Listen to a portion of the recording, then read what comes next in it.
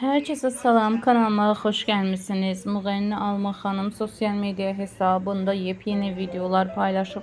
Bugün sənətçinin əkizlərinin doğum günüdür.